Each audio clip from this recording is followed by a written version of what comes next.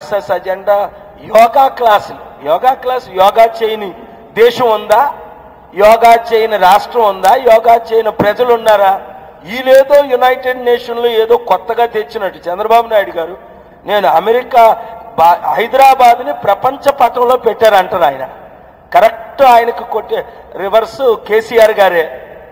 ఆయన ఏంటి ప్రపంచ పటంలో పెట్టడం ఏంటి? ఆయన ముఖ్యమంత్రి అయింది 95లో.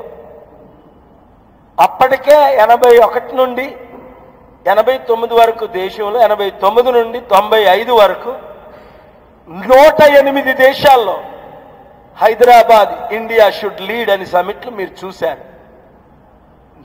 నేను బిల్ గేట్స్ని దేశానికి పంపడం, బిల్ క్లింటన్ని ఆయన అపాయింట్మెంట్ ఇవ్వకపోతే నేను అపాయింట్మెంట్ ఏర్పాటు చేయడం, ఇవన్నీ అందరికీ తెలిసిన సత్యాలు.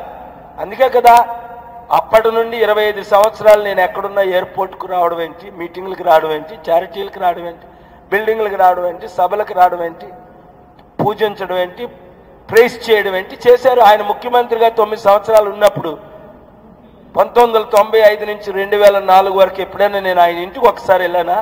ఆయన ఆఫీస్కి ఒకసారి వెళ్ళానా? ఆయన్ని కలవడానికి ఎప్పుడైనా వెళ్ళానా? 6 నెలలు, 8 నెలలు, 3 నెలలు ఆయన వెయిట్ చేసేవారు, ఆయన వచ్చేవారు. అలాగే